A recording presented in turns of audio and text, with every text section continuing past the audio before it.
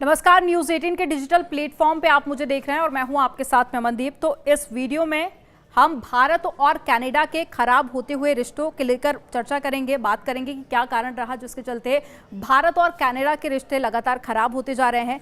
इसके पीछे की असल वजह क्या है, आखिर क्या कारण रहा जिसके चलते भारत के 6 राजनयिकों को सोमवार को कनाडा ने निष्कासित कर दिया, इस पर भी चर्चा करेंगे।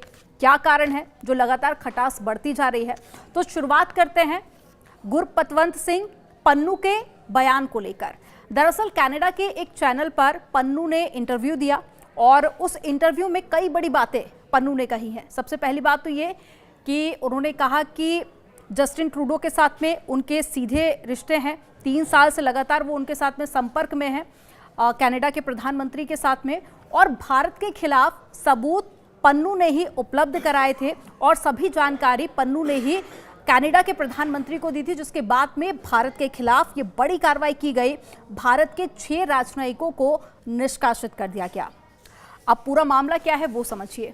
देखिए, बीते साल की अगर बात कर लें तो पिछले साल ही खालिस्तानी समर्थक हरदीप सिंह की हत्या हो जाती है, जिसके बाद में कनाडा ने भारत पर यह आरोप लगाए थे कि भारत के अधिकारियों की मिलीभगत के चलते भारत ने ही हरदीप सिंह निज्जर की हत्या करवाई थी। ये आरोप लगातार भारत इसको गलत साबित भी करता रहा है। हालांकि जांच कमेटी का भी गठन किया गया, उसके बारे में भी आगे जानेंगे। तो ये आरोप जब कनाडा की तरफ से लगाए गए, उसके बाद में ये बड़ी कार्रवाई देखने को मिल रही है कनाडा की तरफ से। हालांकि भारत का बार बार यही स्टेटमेंट सामने आता रहा है और यही कहा गया कि भारत ने हरदीप सिंह निज्जर की हत्या नहीं करवाई है। और इसके साथ ही पन्नू पर भी बीते सालों हत्या की कोशिश करने का आरोप लगा था, जिसके बाद में अमेरिका के एक अखबार ने ये खबर छापी थी कि भारत के अधिकारियों ने ही पन्नू को मरवाने की कोशिश की है, जिसके बाद में कनाडा ने कई आरोप लगाए भारत पर और भारत की तरफ से एक कमेटी का भी गठन किया गया है और एक रॉ के एजेंट पर भी आरोप लगे थे। हालांकि उस एजेंट की गिरफ्तारी भी हुई, लेकिन इस पर भी पन्नू का स्टेटमेंट सामने आया।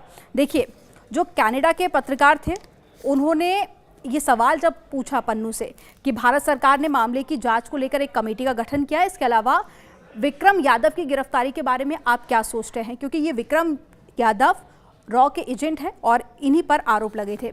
इस पर पन्नू का जवाब आया कि समिति सिर्फ एक दिखावा है और निष्कर्ष सिर्फ एक लीपापोती होगी, क्योंकि हम सभी जानते हैं कि खालिस्तानियों के साथ में भारतीय न्यायिक प्रणाली के साथ कैसा अनुभव रहा है। इसके अलावा उन्होंने भारत के संविधान पर भी सवाल उठाए। उन्होंने कहा कि मैं भारत के संविधान को मान्यता नहीं देता और उनकी न्यायिक प्रणाली पक्षपातपूर्ण रही है। सिखों के खिलाफ उन्होंने कहा कि हमेशा से पक्षपातपूर्ण रवैया रहा है भारत सरकार का, और उन्होंने कहा कि विशेष रूप से वो लोग जो कि असहमति जताते हैं, जो राय होती है सरकार की, वो उनसे मेल नहीं खाती। तो ऐसे में पन्नू ने आरोप लगाए कि पक्षपातपूर्ण रवैया भारत सरकार की तरफ से अपनाया जाता है। और पन्नू ने आगे कहा कि अमेरिकी अभियोजन पक्ष न्याय विभाग द्वारा सारी जानकारी दी गई थी। ये एक व्यक्ति है जो कि रॉ में काम करता है और सीधे अजीत डोभाल के संपर्क में है और अजीत डोभाल सीधे प्रधानमंत्री कार्यालय को रिपोर्ट करते हैं, इसलिए इस जांच समिति का कोई मतलब नहीं है। यानी कि जो विक्रम यादव है उसका सीधे सीधे लिंक अजीत डोभाल, और अजीत डोभाल रिपोर्ट करते हैं प्रधानमंत्री नरेंद्र मोदी को। तो सीधे तौर पर पन्नू ये कहने की कोशिश कर रहा है कि भारत सरकार द्वारा जो कमेटी का गठन किया गया है उसका कोई भी औचित्य नहीं होने वाला है या उसका कोई मतलब नहीं है, सिर्फ एक लीपापोती है। कनाडा की सरकार और साथ ही अमेरिका की सरकार के लिए भारत सही साबित होना चाहता है, इसके लिए ये कमेटी का गठन किया गया।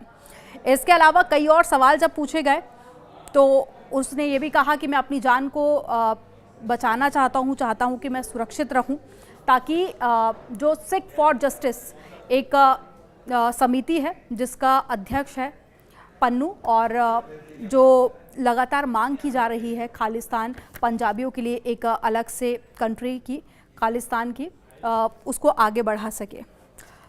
तो सीधे तौर पर अगर पन्नू के इंटरव्यू को देखें तो ये साफ तौर पर नज़र आता है कि ट्रूडो ने ये भारत को लेकर कार्रवाई की है, 6 राजनयिकों को निष्कासित किया गया है, उसके पीछे सीधे तौर पर पन्नू का हाथ है और पन्नू ही भड़काता रहा है कनाडा को और यही एक कारण है कि जो रिश्ते हैं वो लगातार ख़राब होते जा रहे हैं, क्योंकि कनाडा में एक बहुत बड़ी जो आबादी है वो सिखों की है, पंजाबियों की है। और इसके अलावा आपने देखा होगा कि जब किसान आंदोलन हुआ, किसान सड़कों पर उतरे, उस वक्त भी पन्नू की कई तरह की वीडियो सामने आती रही हैं जहां पर वो सिखों को भड़काता हुआ नजर आया और भारत सरकार के खिलाफ भी उसके कई सारे स्टेटमेंट हैं। तो पहले भारत के सिखों को बरगलाने की कोशिश की गई पन्नू की तरफ से, अलग से देश बनाने की मांग करता रहा कि पंजाबियों के लिए एक अलग से देश होना चाहिए, खालिस्तान। और अब जब हत्या हुई है खालिस्तान समर्थक की, तो उसने सीधे तौर पर यह आरोप लगा दिए कि भारत सरकार ने ही ये करवाया। इसके अलावा जब पन्नू पर हत्या की कोशिश हुई तो उसके पीछे भी उसने सीधे सीधे भारत का हाथ बताया और अब कनाडा की सरकार को, कनाडा के प्रधानमंत्री को वो सीधे तौर पर बरगलाने की कोशिश कर रहा है और भड़काने की ये साजिश रची गई, जिसके चलते भारत के 6 राजनयिकों को निष्कासित कर दिया गया। फिलहाल इस वीडियो में इतना ही। बाकी खबरों के लिए आप देखते रहिए न्यूज़ 18।